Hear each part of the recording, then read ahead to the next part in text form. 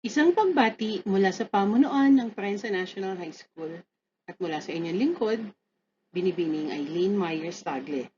At ito ang ating video lesson tungkol sa mga suliranin at issue sa paggawa. Balikan. Aralin ang nakaraan, ating balikan. Natuklasan mo sa nakaraang aralin ang mga pagbabagong naganap sa bansa, bunsod ng globalisasyon. Gayon din ang kalagayan ng mga manggagawa sa bawat sektor. Mahalagang balikan ang iyong mga natutunan sa nakaraang aralin upang maunawaan ang paksang tatalakayin sa bagong aralin. Magbalik-aral sa iyong mga natutuhan sa nakaraang aralin. Suriin ang larawan sa susunod na pahina at sagutin ang mga sumusunod na mga katanungan. Tingnan mabuti ang larawan sa inyong harapan. Sagutin ang mga tanong base dito. Una, paano mo ilalarawan ang kalagayan ng sektor ng agrikultura at industriya batay sa larawan?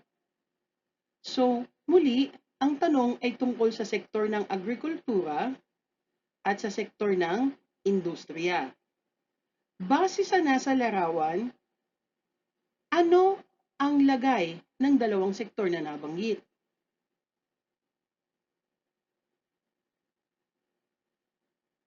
Kung inyong tinukoy na ito ay parehas na bumaba o ang kalagayan ay bumaba, kayo ay tama.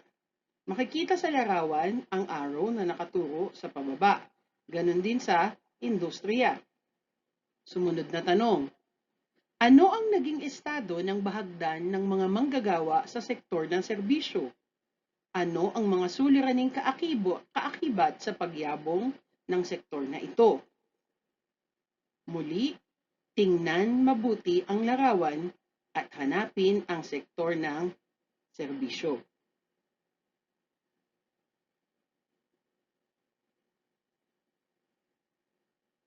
Kung ang inyong sagot ay ang sektor ng serbisyo ay tumaas o ang bahagda ng mga manggagawa sa sektor nito ay tumaas o dumami, kayo ay tama. Ngunit, ano nga ba ang mga suliraning kaakibat ng pagyabong ng sektor ng serbisyo? Mula sa larawan, mahihinuhan natin na ang lalaking ito ay nagpapakita ng maaari nating mahinuhan na kakulangan sa salapi na maaaring may kinalaman sa pamumuhunan.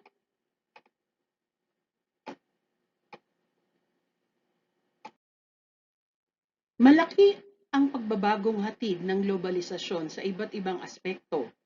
Lubos na naaapektuhan ang sektor ng agrikultura at industriya sa pagpasok ng dayuhang produktong agrikultural maging ang mga dayuhang kumpanya. Samantalang ang sektor ng serbisyo naman ay yumabong at nakatulong sa pag-angat ng ekonomiya ng bansa. Ngunit kaakibat nito ang samut-saring suliranin at isyu sa paggawa. Sa isang banda, nakatulong ang pagdating ng mga dayuhang produktong pang-agrikultural para sa ating mga mamimili at consumer. Subalit, pagdating naman sa epekto nito sa mga Pilipino sa sektor ng industriya at agrikultura, ay ito naman ay nakasama. So, mas papalalimin pa natin ang ating diskusyon dito sa mga susunod pa. Tuklasin. Sa bahaging ito ay magsisimula na ang iyong pagtuklas sa bagong aralin. Alam mo ba ang mga suliranin at isyu sa paggawa bunsod ng globalisasyon? Handa ka na ba sa panibagong talakayan? Halina at sasamahan kita sa iyong pagtuklas. Comics Istripunan. Makikita ito sa iyong module at sasagutan sa sagutang papel. Panuto. Basahin at suriin ang comic strip at punan ng angkop na sanhi at bunga ang mga kahon na makikita sa chart sa ibaba. Suriin. Sa bahaging ito ay inaasahang mas lalawak ang iyong kaalaman at pangunawa tungkol sa suliranin at issue na kinakaharap sa kasalukuyan ng mga manggagawa ng bansa. Halina at iyong tuklasin ang kasagutan sa mga katanungan na ito. Iskemang subcontracting.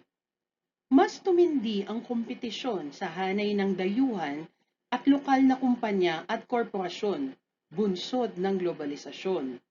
Dahil dito, mas nahikayat ang mga namumuhunan na pumasok sa bansa dahilan upang lumaganap ang iskemang subcontracting sa paggawa sa bansa. Ngunit ano nga ba ang iskemang subcontracting? Ang iskemang subcontracting ay tumutukoy sa kaayusan sa paggawa kung saan ang kumpanya ay kumukontrata ng isang ahensya o individual na subcontractor upang gawin ang isang trabaho o serbisyo sa isang takdang panahon. Malaki ang kapaki-pakinabangan ng iskemang ito sa mga kumpanya na may malalaking proyekto at naghahangad din ng mataas na produktibo. Ang iskemang subcontracting ay may dalawang umiiral na anyo, ang job contracting at labor-only contracting. Ngunit ang labor-only contracting ay hindi pinapayagan sa batas dahil naaapektuhan nito ang seguridad ng mga manggagawa sa trabaho. Ibig sabihin, mas nagiging madali para sa mga subcontractor na alisin ang mga manggagawa, kaya't hindi pinapayagan ang labor-only contracting. Ang isang halimbawa ng subcontracting ay nangyayari dito mismo sa Bulacan. May mga factory na kumukuha ng mga subcontractor kung saan itong mga ito ang magbibigay sa kanila ng manggagawa para sa mga factory. Ngunit ang mga manggagawang ito ay hindi direktang konektado sa factories na ito. Bagkus sila ay konektado dun sa mga subcontractors. Upang mas lubos na maintindihan ang subcontracting o ang iskemang subcontracting, tunghayan ang bulb Venn diagram tungkol sa dalawang anyo ng iskemang subcontracting. Sa kaliwa, makikita ang labor-only contracting. Walang sapat na puhunan ang subcontractor upang gawin ang trabaho ng mga manggagawang walang direktang ugnayan sa gawain ng kumpanya. Sa job contracting naman, may sapat na puhunan ng subcontractor upang maisagawa ang trabaho at mga gawain ng mga manggagawang ipinasok ng subcontractor. So base sa Venn diagram na ito, ay mas malinaw nating nakikita na mas maganda ang job contracting kaysa sa labor-only contracting. Mga iba't ibang uri ng manggagawa. May mga regular at hindi regular na mga manggagawa. Sa mga regular o regular employees, sila ang mga manggagawa na gumaganap sa gawaing pangkaraniwang kailangan ng nagmamay-ari at tumagal o umabot na ng 1 taon sa trabaho. Sa hanay naman ng mga hindi regular, kasama dito ang mga apprentices o learners. Sila ang mga manggagawa na bahagi ng TESDA Apprenticeship Program at on-the-job training o OJT na mga mag-aaral na walang regular na sahod. Sumunod ay ang mga casual workers. Sila ang mga manggagawa na mahalaga ang trabaho sa kumpanya, ngunit hindi kasing halaga ng mga regular na empleyado. Sumunod sa mga hindi regular ay ang mga contractual o project-based workers. Sila ang mga manggagawa ng kumpanya na nagtatrabaho ayon sa pinirmahang kontrata o kaya naman ay nagtatrabaho base sa tagal ng isang proyekto. Nangangahulugan ito na matapos ang kanilang kontrata or matapos ang proyekto ay wala na rin silang kaugnayan sa kumpanya sapagkat dun lang nagtatapos ang kanilang trabaho. Sumunod ay ang mga probationary workers. Ito ang mga manggagawang inoobserbahan ng employer sa loob ng 6 na buwan upang malaman kung ang mga manggagawa ay kwalipikado ng maging regular.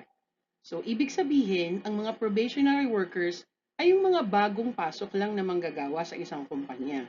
Bago sila tuluyang irregular, kailangan munang malaman kung sapat nga ba ang kanilang kakayahan at karapat-dapat nga ba silang gawing regular na empleyado ng kumpanya. Kung tugma ba ang kanilang skills o kakayahan para sa kumpanya.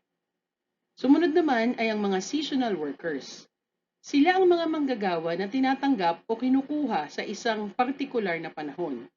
Halimbawa, kung ang factory ay may kinalaman sa mga dekorasyon na Pampasko, maaaring dagdagan nila ang kanilang mga manggagawa sa pagmalapit na ang panahon ng Pasko, sapagkat ito ang panahon na magiging mataas ang demand sa kanilang produkto. Subalit, pagkatapos ng panahong ito, ay hindi na kailangan ng mga manggagawang ito. Isa pang halimbawa nito ay kapag panahon ng eleksyon.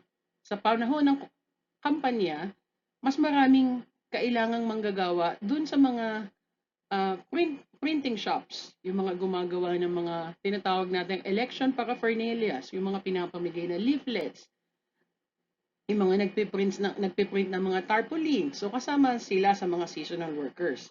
Maaring magdagdag ang isang printing shop sa panahong ito ng mga manggagawa. Subalit pagkatapos ng panahon ng kampanya at bumaba na ang demand sa kanilang produkto, ay maaaring tanggalin na rin ang mga seasonal workers na ito.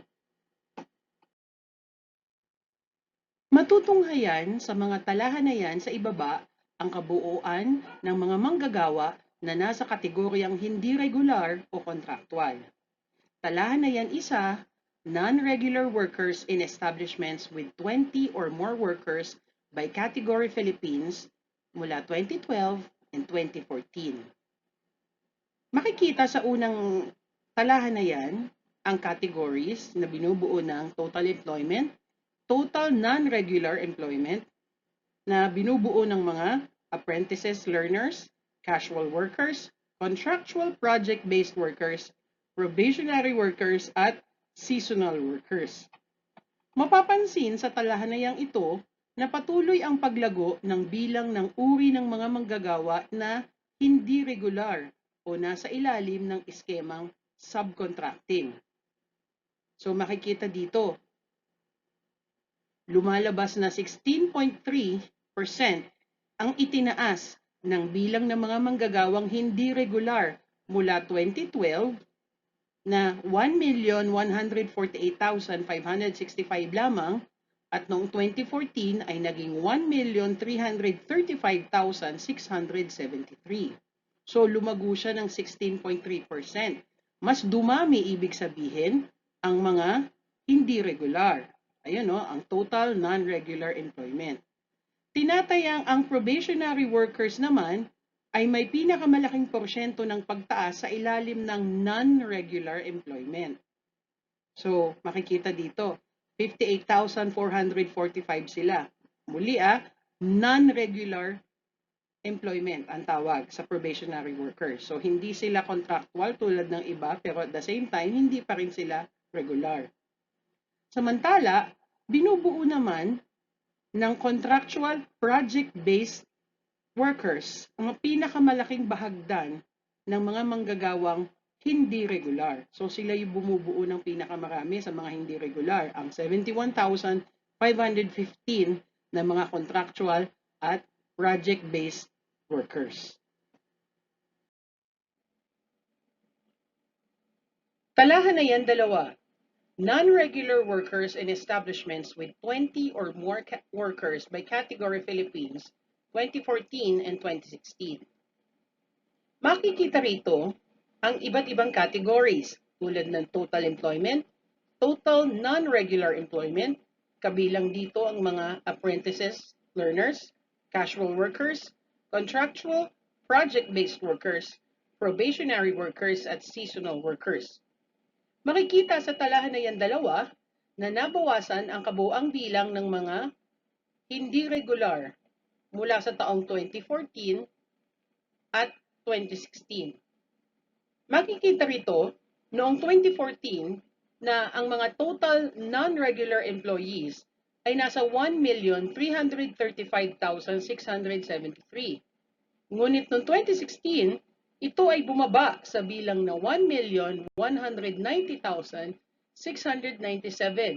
o 10.9% na pagbaba sa bilang ng mga hindi regular na mga manggagawa. Ngunit, mapapansin din na ang kabuuang bilang ng mga manggagawa na regular ay bumaba din. Noong 2014, ang mga regular na manggagawa ay nasa bilang na 4,471,785. Ngunit noong 2016, ito ay bumaba sa bilang na 4,384,678 o may kabuuang 1.9% na pagbaba.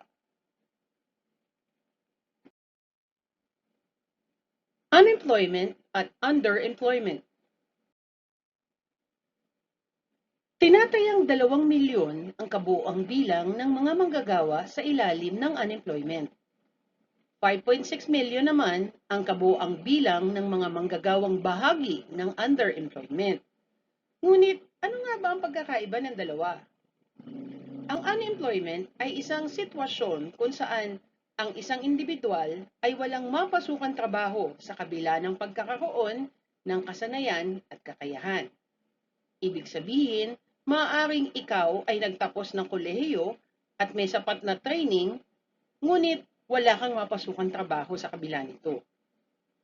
Samantalang ang underemployment naman ay kalagayan ng mga manggagawa kung saan nangangailangan pa ng karagdagang oras ng pagtatrabaho o dagdag hanap buhay upang mapalaki ang kita.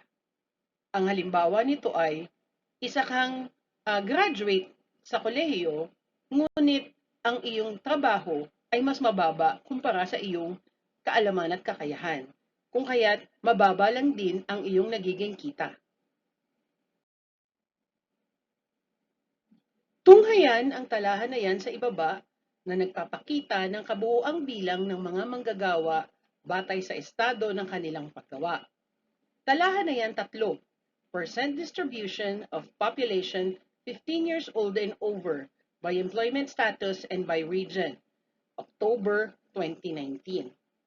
Paalala na ang bilang na inyong nakikita ay percentage. Ibig sabihin, itong numerong ito ay 45,194,000. Makikita sa talahan na yan 3 ang kabuoang bilang ng mga manggagawa batay sa estado ng paggawa. Tinatayang may 43.1 million ang mga manggagawang employed o may trabaho at 45.2 million ang mga kabuoang bilang ng mga tao na bahagi ng lakas paggawa o labor force. Ilan naman ang bilang ng mga taong unemployed or walang trabaho? Nasa 2,050,000. At ang mga underemployed naman ay nasa 5,616,000. Tinatayang 1 milyong overseas Filipino workers o OFW ang lumalabas ng bansa taon-taon. Ayon sa 2019 Survey on Overseas Filipinos, tinatayang 2.2 million ang kabuoang bilang ng mga manggagawang ng ibang bansa.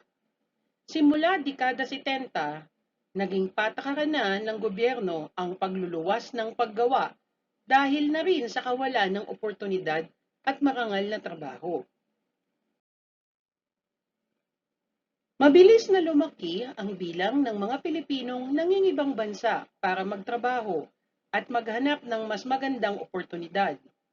Kasabay ng pagdami ng OFW, ang pagtaas ng remittance na pumapasok sa bansa na nakatutulong upang sumigla ang ekonomiya.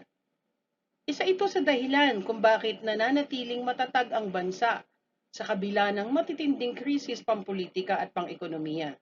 Sa katunayan, ang mga overseas Filipino workers o OFW ay tinaguriang bagong bayani dahil sa natatanging kontribusyon nila sa ekonomiya ng bansa.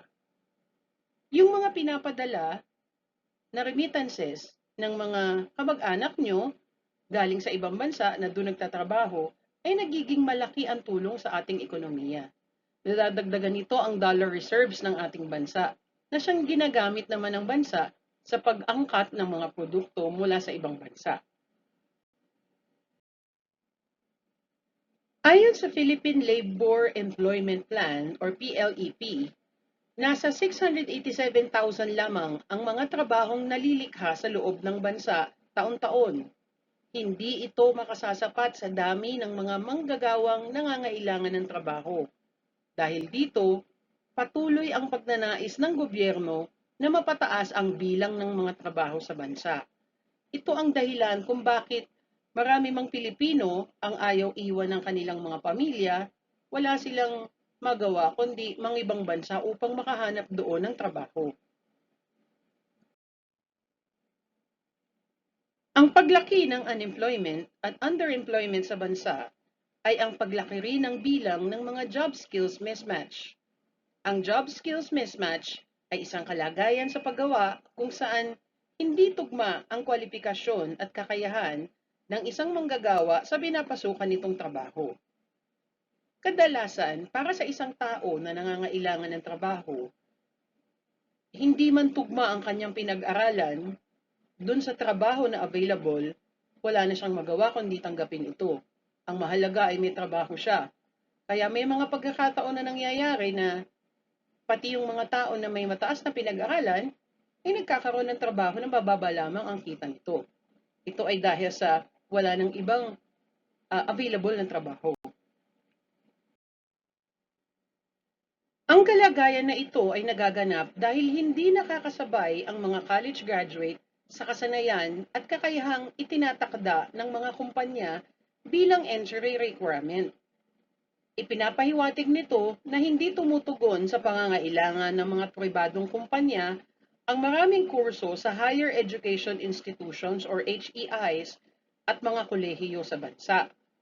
Sa kasalukuyan, sinusubukan itong solusyonan sa pamamagitan ng senior high kung saan inaalam ang mga pangangailangan sa industriya sa kanilang lugar.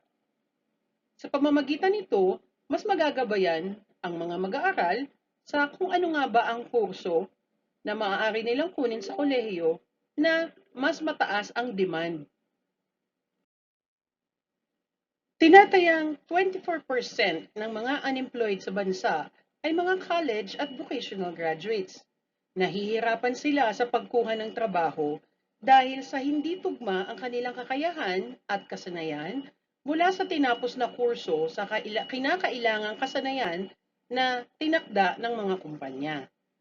Kaya paalala sa inyong mga mag-aaral ngayong grade 10 na sa susunod na taon ay magiging senior high students na piliing mabuti ang inyong pipiliing track sa senior high na siya ring magiging batayan kung ano inyong magiging kurso sa kolehiyo. Huwag kayong makikiuso. Alamin ang mga kurso na kinakailangan para sa mga susunod na panahon at hindi kung ano lang ang uso sa karaniwang panahon sa kasalukuyan. May mga pagkakataon kasi na napakaraming nag-nurse kasi yun ang uso. Pero nung nagsipagtapos na sila ay puno na yung demand ng nurses abroad. Kaya maraming nurses noon ang nag-aral pa ulit. Yung iba nga nag-aral ulit para maging teacher dahil wala silang mahanap na trabaho bilang nurse dahil napakaraming nursing graduates. Tinuturing ang paglaki ng job skills mismatch bilang isang krisis sa bansa. Dahil dito, patuloy ang isinasagawang pagtugon ng gobyerno sa suliraning ito sa paggawa. Naglungsad ang gobyerno ng mga job fair at mga job hiring at search portal upang makita ang mga bakanting trabaho na maaaring applyan. Ang nagiging problema naman dito, kahit na maraming job fair o job hiring na isagawa, kung hindi tutugma ang iyong skills o pinag-aralan sa kanilang pangangailangan, ay mahihirapan ka pa ding maghanap ng trabaho.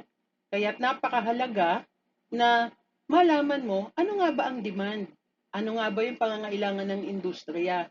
Hindi ka pipili dapat ng kurso base lang sa kung ano gusto mo o kung ano ang uso, kundi isipin mo din Ano ba ang magiging trabaho ko pagkatapos ko ng kursong ito sa kolehiyo? Ayon sa PSA or Philippine Statistics Authority, ang labor force participation rate ng bansa ay bumaba sa 60.2% ngayong Enero 2019 mula sa naitalang 62.2% sa nakalipas na taon o noong 2018. Ang labor force participation rate ay ang bahagdan ng kabuoang bilang ng mga taong nasa edad 15 pataas na may kakayahan ng magtrabaho, ngunit hindi pa aktwal na lumalahok sa produksyon at hindi pa naghahanap ng trabaho. Ang pinakamalaking bilang nito ay ang mga estudyante, full-time mothers, at mga discouraged workers o yung mga tao na tumigil na o nawalan na ng pag-asang makahanap ng trabaho. Malaki ang bilang na binubuo ng mga estudyanteng nasa kolehiyo sa labor force participation rate. Marami kasing estudyante sa kolehiyo ang aktwal nang nagtatrabaho upang matustusan ang kanilang pag-aaral. Samantalang halos lahat ng mga ito ay dumadaan sa tinatawag na on-the-job training at internship na nakapaloob sa curriculum ng mga paaralan. Bahagi rin ng labor force participation rate ang mga full-time mom na gumagampan sa lahat ng mga gawaing bahay tulad ng paglalaba, pagluluto at paglilinis ng bahay. Ginagampanan din ng mga ito ang pag-aalaga at pag-aasikaso sa kanyang mga anak at asawa. Sakop din nila ang pagtuturo sa nag-aaral ng mga bata at pagbabudget sa mga gastusin sa bahay. So, ibig sabihin, hindi mo po pwedeng sabihin tulad nung dating paniniwala ng mga stay-at-home mom ay walang trabaho dahil kasama din sila sa labor force participation rate dahil hindi rin biro ang kanilang ginagawa. Mahirap din ito. Kung susuriin ang pie graph, makikita na ang sektor ng agrikultura ay nag-eempleyo lamang ng tinatayang 21.7 milyon na manggagawa at ang sektor naman ng industriya ay mayroon lamang 19.4 milyon. Ang pinakamalaking bahagi ng nag-eempleyo ay bahagi ng sektor ng serbisyo na nasa 58.9. Malaki ang naitutulong ng sektor ng mga serbisyo sa pag-angat ng ekonomiya ng bansa. Gayunpaman ay hindi maitatanggi na iba't ibang suliranin ang kaakibat nito. Ang pagbubukas ng bansa sa pandaigdigang pamilihan ang nagsilbing tugon ng Pilipinas sa hamon na dala ng globalisasyon sa paggawa. Ito ang dahilan sa patuloy na pagbabago ng mga kinakailangang kasanayan at salik sa produksyon. Maging ang kasalukuyang curriculum ay inaangkop na rin sa global standard ng paggawa. Sa ilalim nito kasi, may mga iba't ibang kumpanya na nagmumula sa iba't ibang bansa ang nagtatayo ng mga factories o pagawaan sa iba't ibang bahagi ng mundo.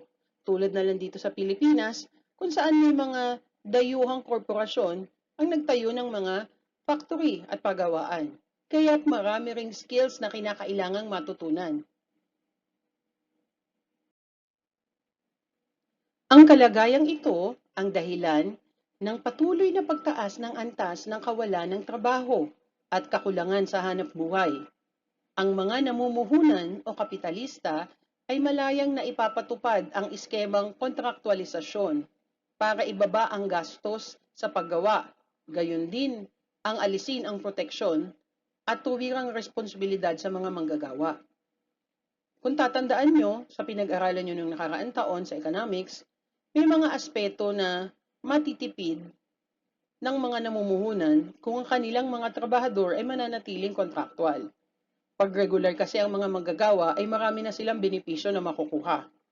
Sa pamamagitan ng pagpapatupad ng iskemang kontraktualisasyon, nananatiling kontraktual ang mga manggagawa kung kaya't marami silang benepisyo na hindi nila natatanggap na kung sila ay regular na empleyado ay matatanggap nila.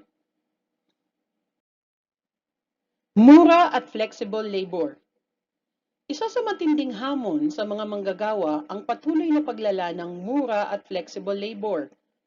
Ang mura at flexible labor ay isang paraan ng mga namumuhunan o kapitalista upang mapalaki ang kanilang kita at tubo sa pamamagitan ng pagpapatupad ng mababang pagpapasahod at paglimita sa panahon ng paggawa ng mga manggagawa. Isa ito sa mga naging paraan ng mga kapitalista upang makaiwas sa krisis dulot ng labis na produksyon at kapital na nararanasan ng iba't ibang bansa. Karaniwan itong nagaganap sa mga pagkakataon kung saan nagkakaroon ng problema sa ekonomiya ng isang bansa. Upang maiwasan ng mga kumpanya na magsara o malugi, pinapatupad nila ang mura at flexible labor. So binabawasan nila yung oras ng trabaho ng manggagawa, kaya nababawasan din ang kanilang kita. Makikita sa timeline sa susunod na pahina ang mga batas at probisyon na pinaghanguan ng flexible labor.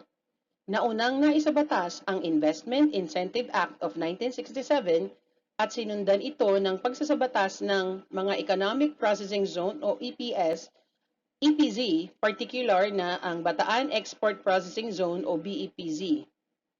Sa panahon ng dating Pangulong Marcos ay ipinagtibay ang Presidential Decree 442 o Labor Code. Subalit nahirapan ang dating Pangulo na ipatupad ito dahil sa pagsalubong ng demonstrasyon at kilusang anti-diktadura hanggang sa pagsiklab ng pag-aalsa noong EDSA People Power 1 noong 1986. Noong 1967, ipinatupad ang Investment Incentive Act. Inilunsad nito ang malayang kalakalan at pamumuhunan sa ilalim ng neoliberal. Noong 1969 naman ay ang Republic Act 5490 o ang Bataan Export Processing Zone na nagsilbing showcase ng malayang kalakalan. Noong 1974, pinatupad ang Presidential Decree 442 na tinatawag ding Labor Code na pinangunahan ng flexible labor. Noong 1987, sa ilalim ni Pangulong Cory Aquino, pinatupad ang Omnibus Investment Act. Sinusulong ang pagpasok ng mga direktang namumuhunan na dayuhan. Noong 1981 naman ay ang amended PD 422 o Labor Code. Kilala ito ngayon bilang Herrera Law na isinulong ni dating Senator Ernesto Herrera. Noong 1991, pinatupad ang Foreign Investment Act. Isa ito sa mga batas na nagpatibay sa patakarang neoliberal. DOLE Department Order No. 10. Pinatupad ito noong 1997, probisyon kung saan maaaring ipakontrata ang mga trabahong hindi kayang gampanan ng mga regular na manggagawa. Noong 2002 naman ay ang DOLE Department Order No. 1802 na pinagbabawalan ang pagpapakontrata ng mga trabaho na makakaapekto o makakabawa sa oras at araw ng paggawa. At noong 2011, ang DOLE Department Order No. 18A, hinigpitan nito ang pagpapakontrata at binigyang diin ang karapatan ng mga manggagawa. So napakahalaga ng mga pagbabagong ito kasi makikita natin ang ebolusyon ng mga batas na may kinalaman sa paggawa na finally, mas naiisip na sa mga recent na mga batas ang karapatan at kalagayan ng mga manggagawa na kailangan nating protektahan. Niyakap naman ng Administrasyong Corazon C. Aquino ang neoliberal na globalisasyon at ginawang bukas para sa mga dayuhang namumuhunan sa bansa. Dahil dito, isinabatas ang Omnibus Investment Act of 1987 at Foreign Investment Act of 1991 bilang mga batas na nagpatibay sa patakaraang neoliberal. At noong March 2, 1989, tulad na sinabi ko sa nakaraang pahina, sinusuga naman ang labor law o labor code ni dating Pangulong Marcos at kinilala bilang Republic Act 6715 o Herrera Law. Sa pamamagitan ng mga probisyon ng mga batas sa pamumuhunan at kalakalan, madaling naipataw ng mga kapitalista ang patakarang mura at flexible labor o kontraktualisasyon.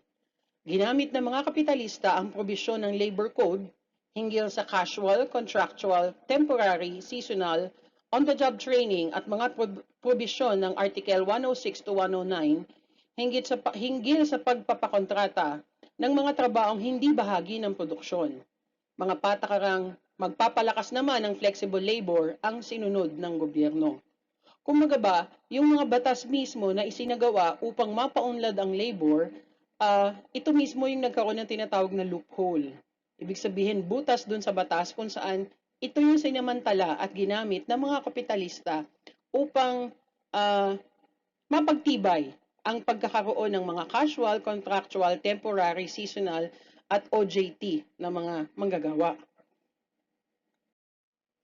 Inilabas ang Department Order No. 10 ng DOLE sa panahon ng Administrasyong Ramos, kung saan ang probisyong ito ay naging malaking usapin kung kaya't binalasa ang probisyon sa ilalim ng Department Order No. 1802 ng DOLE sa Administrasyong Arroyo.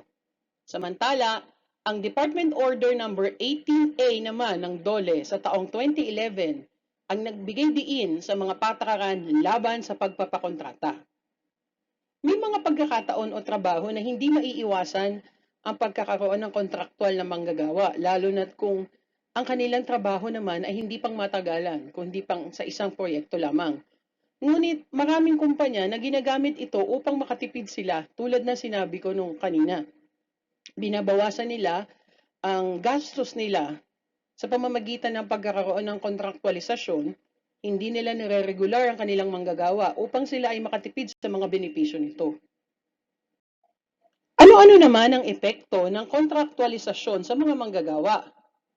Hindi pa man naipapatupad ang Department Order No. 10 at 1802 ng DOLE, ay mayroon ng 73% ng pagawaan na nagpapatupad ng iba't ibang flexible working arrangements. Maraming mga kumpanya sa bansa ang nag-eempleyo ng mga casual at contractual workers upang maiwasan ang pagkabuo ng unyon sa mga manggagawa doon. Ang sistema ng kontraktualisasyon ay patuloy pa ring umiiral sa paggawa sa bansa. Dahil dito, iminumungkahi ng iba't ibang mambabatas, ahensya sa paggawa at mga grupo ng mga manggagawa na tuluyan ng ibasura ang sistemang kontraktualisasyon na kilala rin bilang end of contract o ENDO.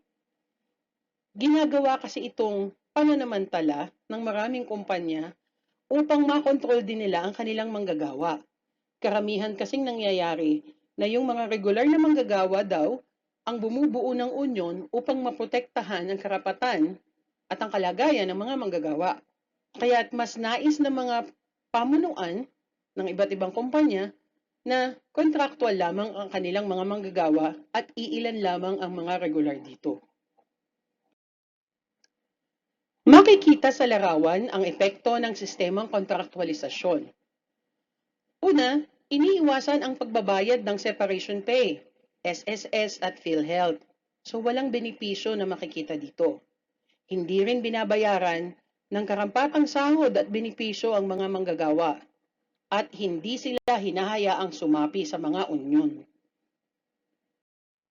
Mahusay! Natuklasan mo na ang mga suliranin at issue sa paggawa na kinakaharap ng mga manggagawa ng bansa. Napagtagumpayan mo na rin ang mga paunang gawaing patungkol sa bagong konsepto at mga kasanayan nito. Handa ka na ba sa mga pagsasanay na magpapatibay sa iyong pag-unawa at mga kasanayan sa paksa? Halina at iyong kaalaman ay ating pagyamanin. Sagutan ang mga sumusunod na aktibidad na makikita sa iyong module.